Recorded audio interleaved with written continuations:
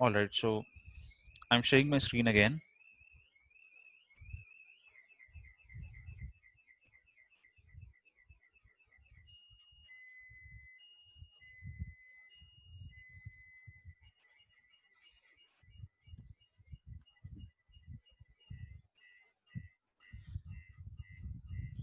I hope everyone is back.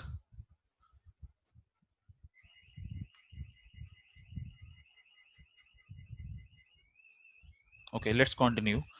So the next type of operators are logical operators, where we have three types of operators, basically and, or, and not. And means whatever conditions we are specifying, all the conditions should be fulfilled. Otherwise, the answer will be false. And if all the conditions will be fulfilled, the answer will be true. What is or? Or means if we have mentioned three conditions, either one of condition will be fulfilled, that is enough for us, the answer will be true. It even it can be two as the true, or it can be three as true. It will give us the result as true. But the condition here is one of them should be true. Then only it will return as true the result. The only case where or will provide false result when all of the conditions will be false. Let's see the some of the examples, then it will be much clearer. Last operator is not. Basically, whatever condition we specify here, to reverse that condition or to reverse the output of it, we use not operator. Now let's create two variables, num1 equal to 10 and num2 equals to 20. So these two variables have been created. Can anyone try to answer this? Num1 is less than equal to 10 and num1 greater than equal to 10. So basically, and works in a way like both the conditions or multiple conditions should be fulfilled, only then it will provide the answer as true. Yes, it is true, because num1 is equal to 10, which is this condition is fulfilled, and num2 greater than equal to 20, this is also fulfilled. So the answer will be true. The next example is num1 less than 10 and num1 less than equal to 20. In this case, this condition is true, but this condition is false, because this condition is saying num1 is less than 10, but actually number is equal to 10. So one condition is fulfilling the result for this condition will be true. For this, the answer will be false. But and says all the condition must be true, then only it will return the result as true. So in this case, it will be false. The next example is for or. Or says even if one condition is true, I will return the output as true. Otherwise, if all the conditions are false, I will return the answer as false. So here, num1 less than 10, this is false. Num1 less than equal to 20, this is true. So one condition is fulfilling my uh, basically condition. So this is enough for me. So this will result the answer as true. And the last operator not is, I'm writing num1 less than 10 or num1 less than equal to 20. So this is the same condition that we used in the upper cell. So it has returned the answer as true. But what is the motive of using not operator? Not operator basically turns the expression, or basically it converts the result of the operation that we are performing. So the answer for it was true. Now it will be false. It basically inverts the result. And finally, I am writing num1 equal to 10, which is true basically, because num1 is the value is 10, but we are using not. So the answer will be inversed. Answer will be false for it. Are these examples and the operators clear?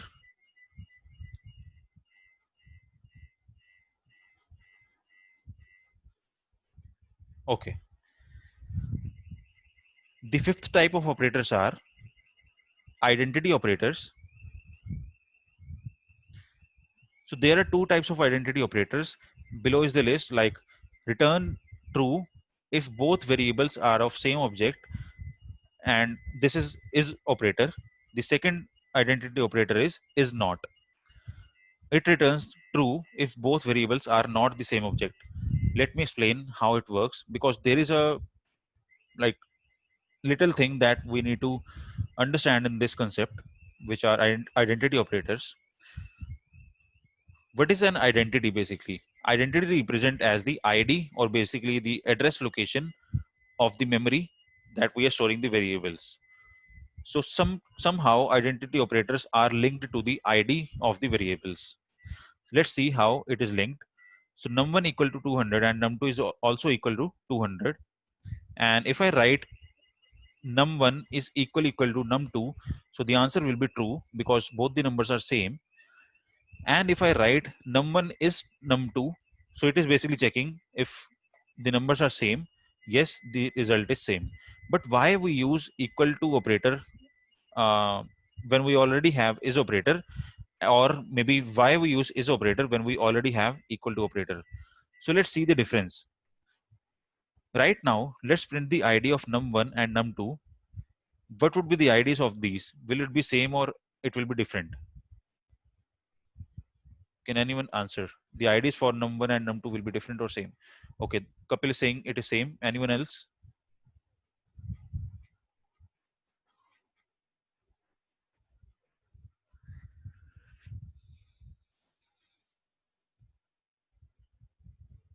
Dheeraj is saying -62 plus 256 different or same. Okay, so you are confused with this. So minus, not -6, -5 to plus 256, the IDs remains same. Beyond this range, the IDs get different. So let's check the IDs. So those should be same. So Kapil, you were right. So the IDs for num1 and num2 will be same as you can see on the screen. But if I write num1 and num2 equals to 500, there is no error. And if I check num1 is equal to num2, so yes, these numbers are equal. So it will provide the result as true, which was also in this case. But in the upper case, if we checked num1 is num2, the answer was true. But if I check here num1 is num2, the answer is false. Would anyone like to answer this question, like why it is providing as false and in the upper cell here it is providing as true? So the IDs were same in the upper one for the two variables, and here it is the IDs are different, and is operator is used to compare the IDs. If I get it Yes, correct. that is the answer. And IDs are different because this is out of range of 256. So it was, if the number would be up to 256, the IDs remain same. And in those cases, this will provide the result as true. So if it is 500, that's why IDs are different, and hence the answer is true for the is operator. And Chirag is asking, is operator is used to check the condition? It is used to check the condition, yes, but on based of IDs, not the actual value stored in the variables. That is the difference between the comparison operator equal to and identity operator is. Is it clear? I think it should be. Uh, okay. So what does it mean? It means that double equal to compares if both the object values are identical or not, but is operator compares if both the object belongs to the same memory location. This is the basic difference between this comparison operator and identity operator. And now let's again check the ID of these. You can see that for num1 and num2, the IDs are different now. Now again, let's create num1 and num2 whose values are 200, and let's check num1 is not num2. What would be the answer, true or false?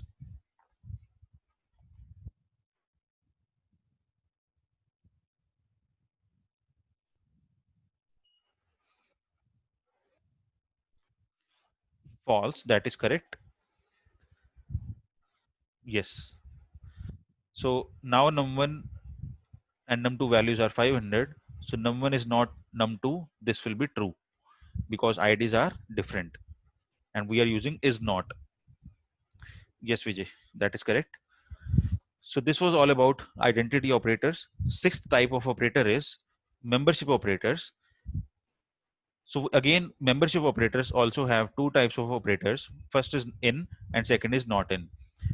In basically is used to check if a specified value is present in a object or not, and not in basically used to check if specified value uh, is not existing in a object or not. Maybe it was confusing, but let's see some examples. So I'm creating a list here. So L is equal to few of the elements are there: 10, 203, 12, 5, and 89. 5 elements are there, and num1 is equal to 5.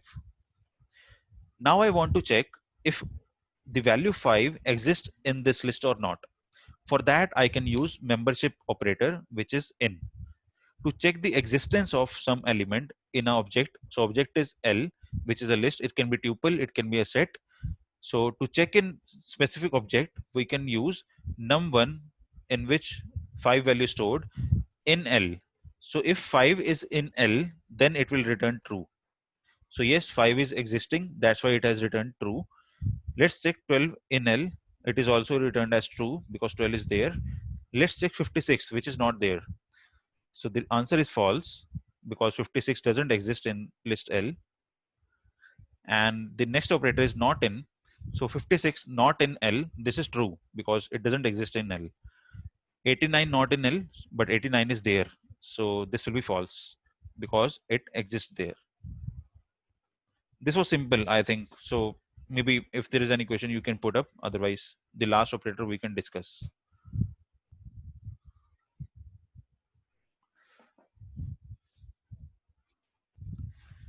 Okay, I think there is no question. Let's proceed with the last type of operators, which are bitwise operators. So this is the 7th operator that we're discussing. This is, guys, a little bit complex. So please put your 100% focus on the screen, because once it is cleared, it should be in your mind how to use them. But if it is not clear right now, then it is very difficult to understand it later. That's why I want your focus to be on screen. Does anyone know how to convert a number into binary? Basically hexadecimal to binary or binary to hexadecimal. And please interact in this bitwise operators. Yeah, we divide the number by 8, I think. So By that's how. 8 Yeah. or by 2? To convert into convert. Yeah, I think yeah by 2. Sorry. Okay. So yes, you have a And we basic idea. multiply by yeah. So. Right. Your basic idea. But Mm-hmm. I'm not going to explain like how to convert a hexadecimal to binary and binary to hexadecimal. Maybe you can check that on Google. But there is shortcut way in Python, since we had using programming. So why to do it manually? But maybe you can learn it on Google, like how to convert hexadecimal to binary and binary to hexadecimal. So there is a function which is known as bin, which is used to convert any number to binary. Let's check what is the binary for number 10. So the binary for number 10 is 1010. Please don't bother about this 0b. This is just representing that it is a binary. These are the actual binary numbers which is representing number 10. Let's check for maybe 15. The binary for this is 4 times 1. And let's check for 150. The binary for this 150 is this number. So bin function, this is a new function that I have written here that we didn't know in the previous sessions. So bin is used to convert a number into binary. Let's check if it works on string as well or not. If I'm writing A, you can see it is giving me a type error. String object cannot be interpreted as integer. So bin operator just works on a number. So it can be a very big number as well, but it will work, but it cannot be a string. So we know how to convert a number into binary in Python. So let's learn some of the bitwise operators which are there. So below is the list. These are the symbols which we used to which are basically bitwise operators in Python. So and this is OR, this is XOR, this is NOT, this is left shift, this is right shift. These are a bit different than other operators. That's why I want your focus here. So first one is and. What does it say? It says sets each bit to 1 if both bits are 1. Let's understand with some of the examples. I have a number which is a is equal to 10, sorry, a is equal to 60. Second number is b is equal to 13, right? Let's copy the binaries for 60 and 13 in an Excel.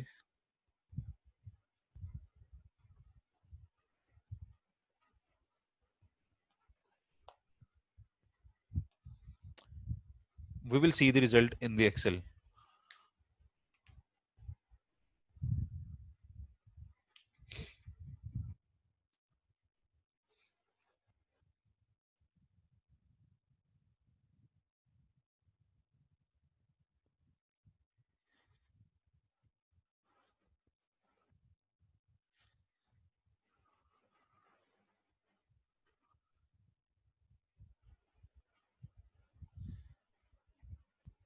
Okay. So let's paste the binaries which I have copied here.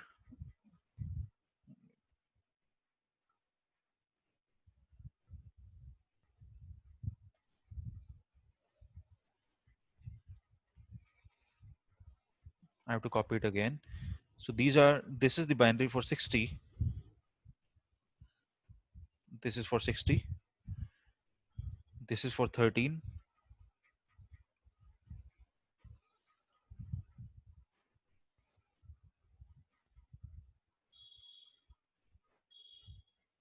Or let me keep it as this, right? And now if I'm writing AND operator and here OR operator, and then we will see other operators as well. So first of all, let's see what it is saying. For AND operator, it sets each bit to 1 if both bits are 1. So when in both the places there is a 1, it will set to 1. Otherwise, in all the other places, even when there is a 0, 1, it will keep it as 0. So let's see the output of this. It will be, let's start from the very right. So it is 0 and 1. So the answer will be 0. And in the last second place, it is 0, 0. So answer will be 0. And then 1, 1, the answer will be 1. Then again 1. Then it is 1, 0, it will be 0. Then 1, 0, it will be 0. Then 0, 0. So this is the output for and we have to use character here, 0, 0, 0, 0. So this is the output for AND operator when we use 60 and 13. So let me write it, 60 and 13. When we write bitwise operator like this, the answer will be this answer. But it doesn't return the answer as binary. Now it will convert the binary into a number. So that conversion is also done automatically in Python once we use bitwise operator. So to convert this number, we can uh, see the output of this. So output of this is, you can see 0000 1100. This is number 12. We can check it right here. So the binary for number 12 is 1100, which is just same as 0000 1100. Is it clear? This is the first example that I've taken for AND.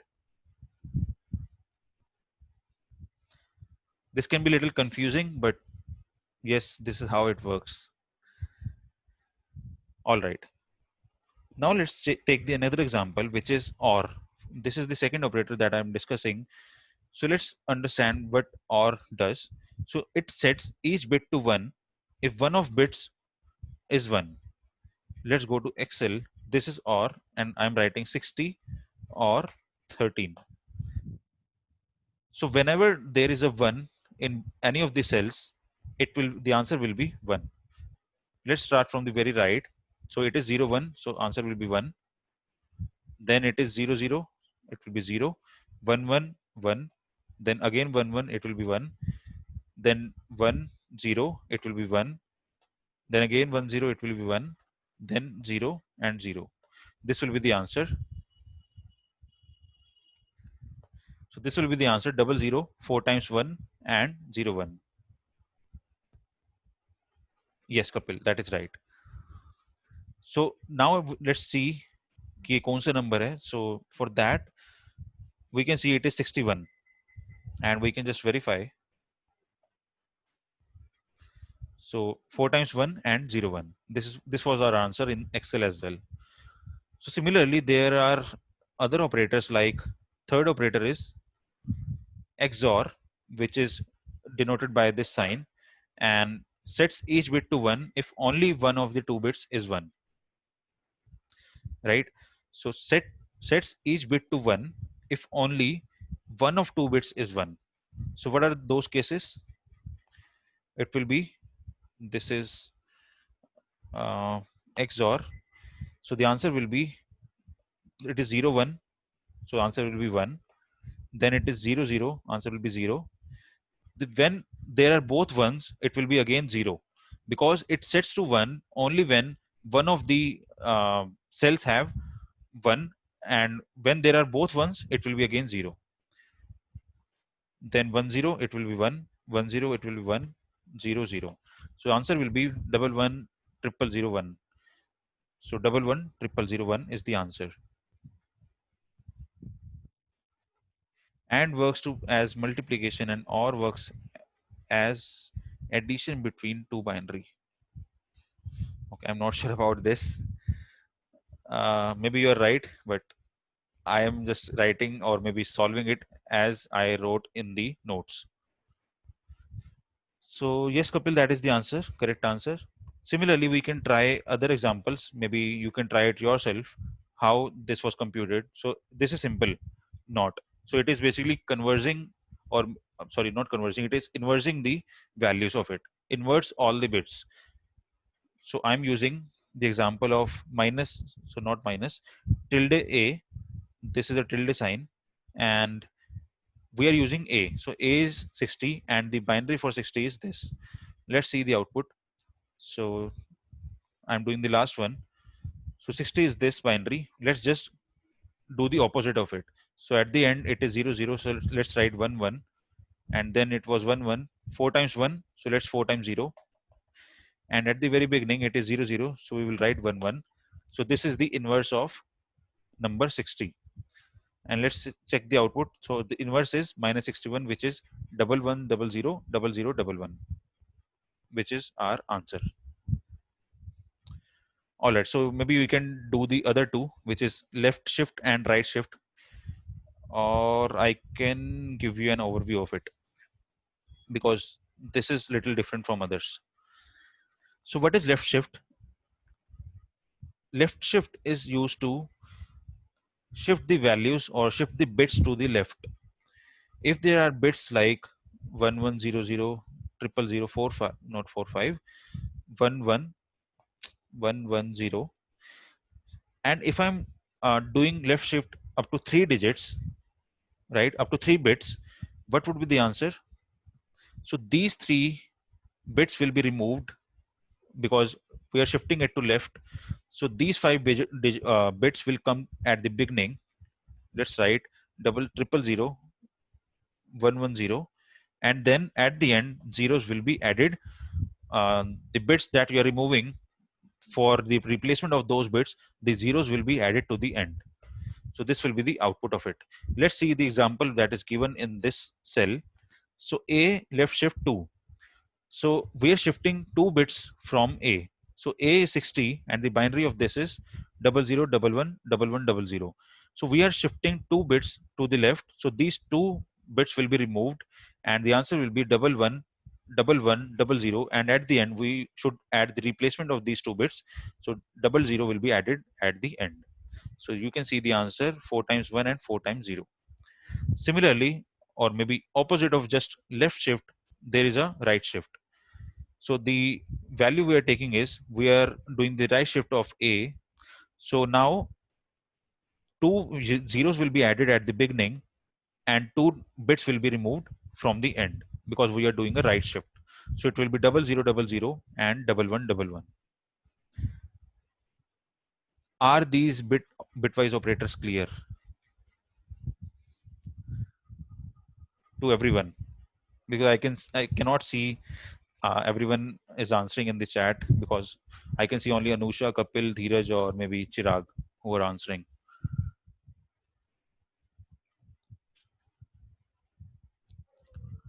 That's clear, Kashish. All right, great. But I didn't want to say this thing before starting bitwise operators, but now I'm saying this, that we generally don't use bitwise operators because these are mostly used in maybe deep learning or maybe cryptography, those kind of fields, or maybe advanced mathematics were involved. We use these kinds of operator, bitwise operator, in those fields, or maybe when you are doing AI or machine learning or deep learning. But regular in Python, we don't use bitwise operators very much, and we don't bother about these binaries. These are the backend operations that are performed in Python, and I just wanted to explain how it gets performed. Somewhere in pandas, to do some operations, we do use these operators like and or, but we don't care about what is happening in the backend. We just bother about the final result. So just like, don't get scared about these binaries and how to convert them manually, because everything will be done automatically. So let me run this final cell, and you can see the output in the in this cell. So the output for them is the actual values. So it is not presenting us the binaries which are basically playing the role in the backend. So just don't scare about these binaries. That I was saying for bitwise operators. So any question from any of the topic that we discussed today, or maybe from the previous topics that were there?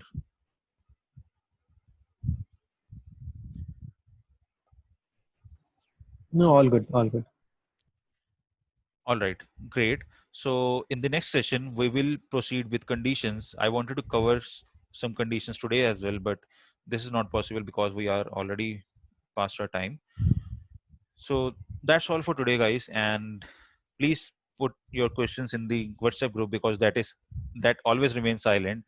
Instead of like, I just put my invites and maybe post my videos, or no one interacts there and no one asks the questions, or maybe you guys are not practicing. So I would just urge you to practice, because without practice you cannot learn these things, to be very honest. And later on, once we proceed with like advanced level, this will be very difficult for you to catch up, and maybe audience will be like decreasing day by day. And finally, at the end, we will create some projects, such as very little projects. Like, I was also talking to someone like YouTube downloader, then maybe PDF converter, and maybe we can create a front end as well using HTML, CSS. So multiple projects I am planning to include once I complete this course. And I'm also planning to give you an overview of cloud, how to interact with AWS Azure using Python. We will not go much into the front end of AWS and Azure, but I can just give you an overview how to interact using APIs of Python to cloud technologies such as AWS or Azure, because this is in very high demand. So to understand all of these technologies and to understand Python as a whole, you should know about something about these technologies as well as depth in Python. So that cannot be done if you don't practice. So that's what I wanted to say, because there is a lot to cover as of now. We are just covering the basics of it. So just gear up and please practice, guys. So thanks for joining the session. Let's connect on next Saturday at same time, 10 p.m. and we will continue for if else conditions. If there are any last questions, you can maybe ask. Otherwise, we can wind up. No questions, Kashish. Thank you so much. Thank you, Kashish. All right. Thanks, Thanks, everyone. Kashish. Good night. Good night. Bye. Good night.